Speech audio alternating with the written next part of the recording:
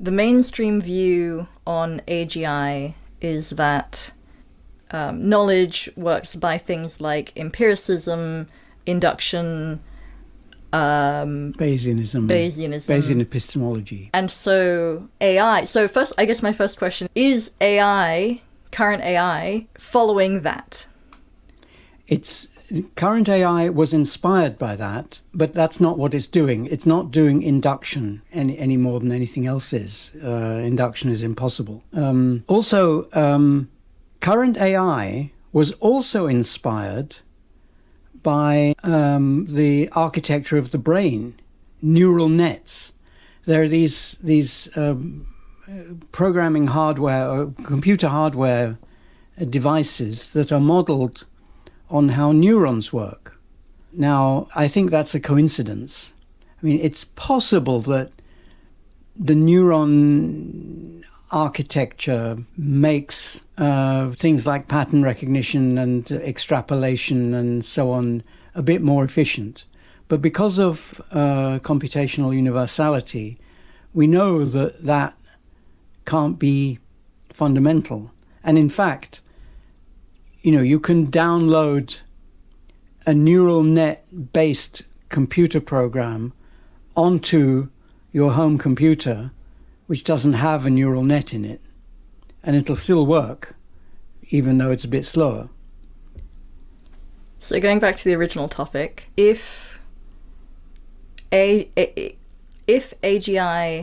cannot come from AI, what would create AGI in your view? I can only say very little about that. From Popper's epistemology, we can infer a few things about what it must look like, but far from enough to make one. So one thing is that there cannot be a specification of a program for AGI in the sense of saying what properties its output must have, either for a given input or, really AGIs don't really need an input. They can just think. But there is no such thing as specifying what the proper output is for a given input, because, for example, an AGI may choose not to answer. It may choose never to answer. It might choose to become a hermit. Are you saying that current views of AGI are all about the output? Yes, they're all about either the output itself or, more often, how the output must be related to the input. So if we can't judge an AGI based on the output, how can we judge it? Yes, we can't judge an AGI or a human. There can't be a reliable test of whether a human is thinking. What about the Turing test? So the Turing test is something that has been invented after Turing. It's been based on a misconception about passage in Turing's 1950 paper. The paper was called Can Machines Think? And unlike most titles, which are questions, the answer was yes rather than no. He included a section on a thing called the imitation game. He called it the imitation game, where an AGI, he just assumes it is an AGI, is pretending to be a human. And he is saying, suppose it could pretend to be a human sufficiently well for the skeptics who think that AGI isn't possible not to be able to tell the difference between it and an actual human. What would happen? What would these skeptics say about that?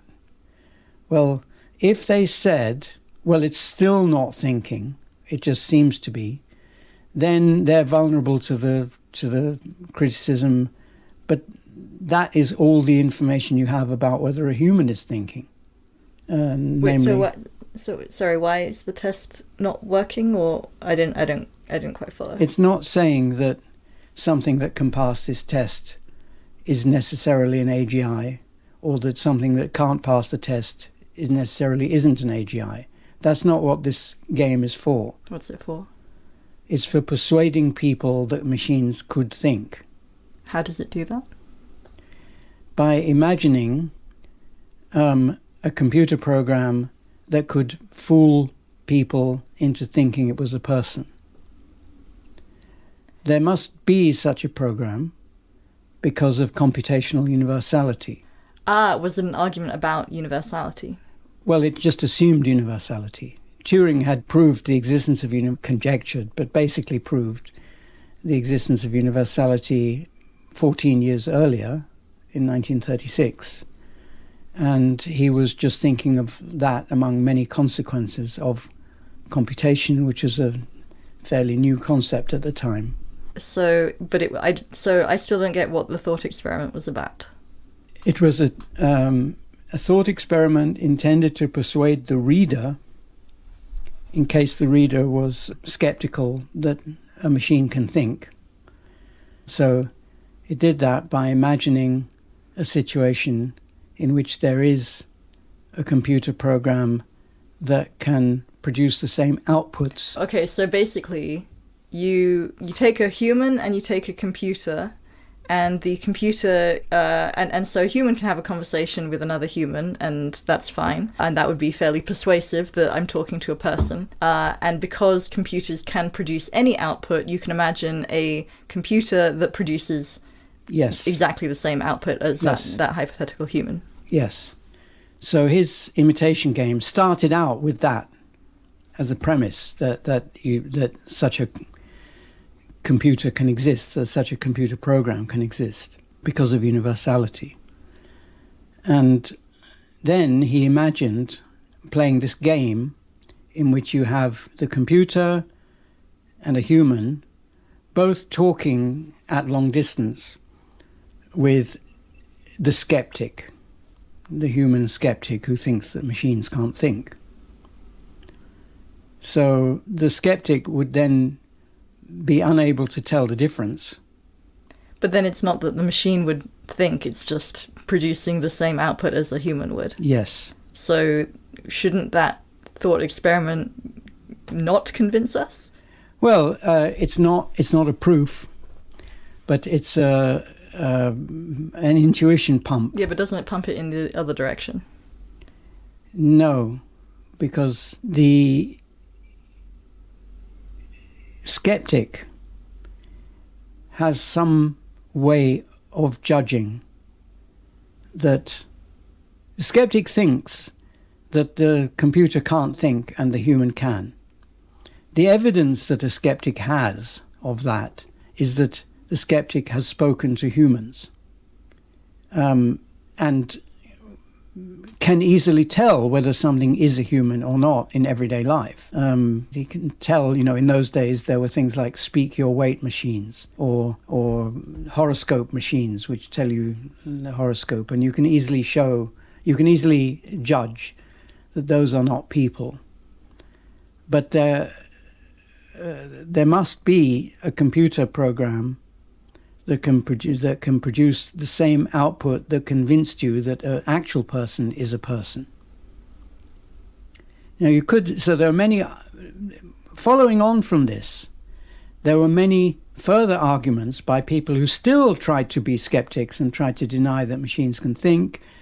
And for example, the famous example is the theory of philosophical zombies, which is a philosophical zombie is an entity that produces the same output as a human and is indistinguishable, but nevertheless hasn't got any consciousness or qualia or anything like that, and is just a zombie.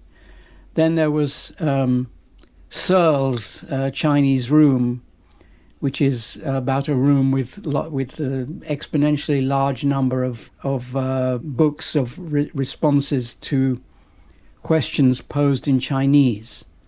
And it's internally run by a person who can't speak Chinese, but he has to look up in his books. And then the intuition he's trying to counter Turing's argument with is that this room, together with its inhabitant, can't think.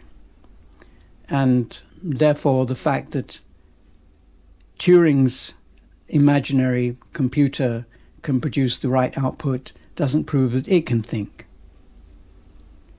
But Searle doesn't have a theory of what thinking is. He just has this counter-argument, which is basically the same as the zombie argument. I know from prior conversations that you think that it will be obvious when we actually have AI. And so did Turing.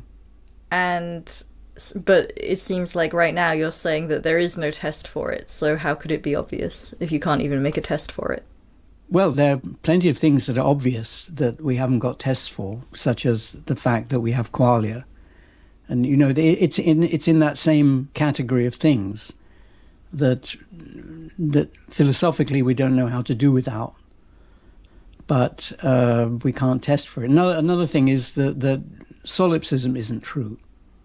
So there's no test for whether the external world is real or not. There are arguments, though. Yeah.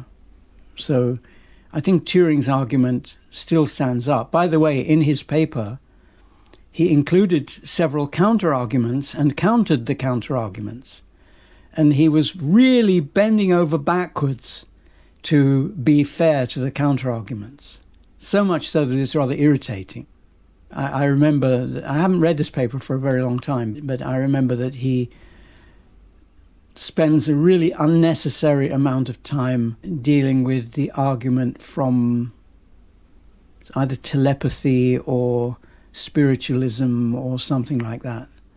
And he actually takes it seriously and says, well, it can't be that because so-and-so. And yeah, so Popper did this too. Popper always gave far too much attention to bad arguments, first making them better and then answering them and so on. And thus his own arguments are too long and people get tired of reading it. And so sometimes Popper's own message gets lost.